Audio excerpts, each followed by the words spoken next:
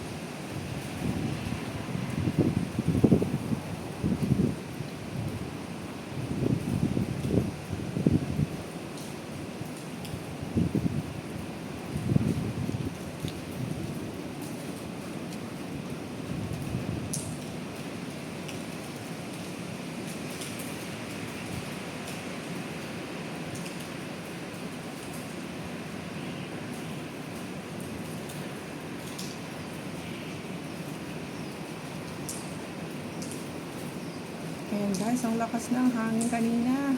Pabugso-bugso talaga yung hangin. Signal typhoon number 9 in Hong Kong guys. Grabe.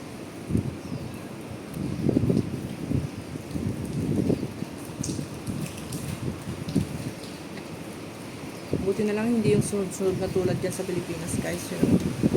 Kasi kung yung typhoon na tulad dyan sa Pilipinas, yung talagang sunod-sunod na galit, mahirap. Nakakatakot. Marami ding mababali dito na yung mga punong kahoy, ganun. Para sa Pilipinas na.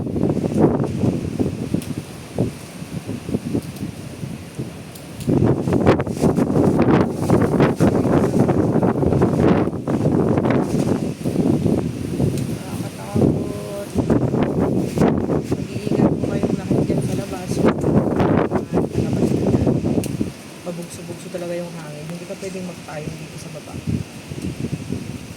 Kasi yung hangin dito guys, hindi pwedeng payungan.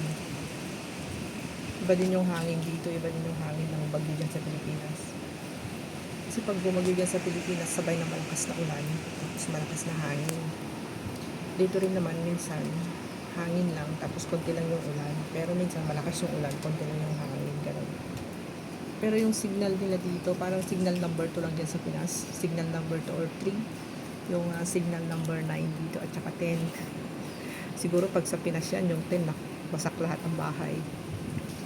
Iba kasi yung bagyo dito guys, hindi siya tulad ng sa Pinas. Kasi yung signal number 3 at saka number 4 dyan sa Pilipinas, parang lang, parang sobrang malakas na yun. Dito naman yung signal number 9 tsaka 10. Parang signal number 2 lang at saka signal number 2. Ganun. Kalmado lang siya ng konti. Oh. May oras lang siya talaga na parang sumisigi yung malakas na hangin tsaka ulan. Patigil-tigil siya guys. Ganun. Hindi dire-diretso. Mabuti naman, sana ganito lang yung bagyo sa Pilipinas. Hindi yung dire-diretso na hanggang sa masira yung bahay. Sa Pilipinas kasi yung mga bagyo natin doon, dire-diretso hanggang sa sirain na talaga yung isang bahay. Hindi niya talaga tatantanan. Ganun yung bagyo sa atin, galit na galit. Dito hindi. Kumbaga sa kanya, magpapahinga pa siya, ganun. Hindi talaga siya dire-diretso. Meron siyang rest. Nagre-rest talaga yung bagyo bago siya umatake.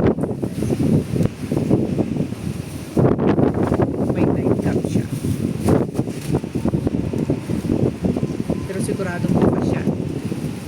Maraming tumba ng mga punong kahoy dyan sa labas. Nakakatakot yan mga pupunta. Hindi talaga ngayong araw na to. Bukas na lang. Sana wala lang bagyo bukas kasi may bibili lang sa market. Wala lang kasi akong tinapay guys. Wala lang makain. Kasi nung isang araw di pa ako lumabas. Lumabas na akong hapon. Tinamad kasi. Ayan, wala tuloy akong bread. Wala akong breakfast. Ayan. So, magtiis na lang ako na kakain ng oatmeal. Di bali maraming mga ulam. Tinapay lang ang wala. Gusto ko talaga kumain ng tinapay. Ay naku, tumigil ka na bagyo, umuwi ka na kung saan ka man pupunta. Tapos na ang bagyo. Bukas mamayang hapon, alis ka na ha. Ayaw ka na namin dito. Okay na yung ulan, wag lang yung bagyo na ganito, nakakatakot. Bigla-biglang umaatake. Titigil siya, kala mo wala na, tapos bigla na lang siya kaatake ulit. Mahina lang yung ulan, parang maliliit lang yung buhos guys, hindi yung talagang magbabaha.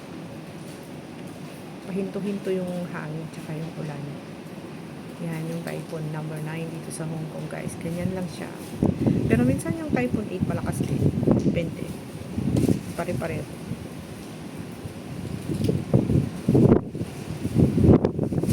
Thank you so much for watching guys. Ingat po kayong lahat yan. Today is Sunday. It's 10 a.m. in the morning. Yung bundok. Yung bundok dyan sa may likod namin. Lapit lang yan dyan sa gilid. Dyan sa likod ng mga building na to. Mga bahay-bahay din dyan.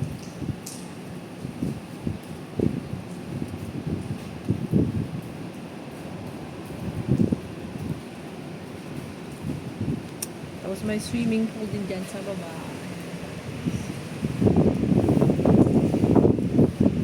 Ayun, may pa isa-isang sasakyan na dumadaan.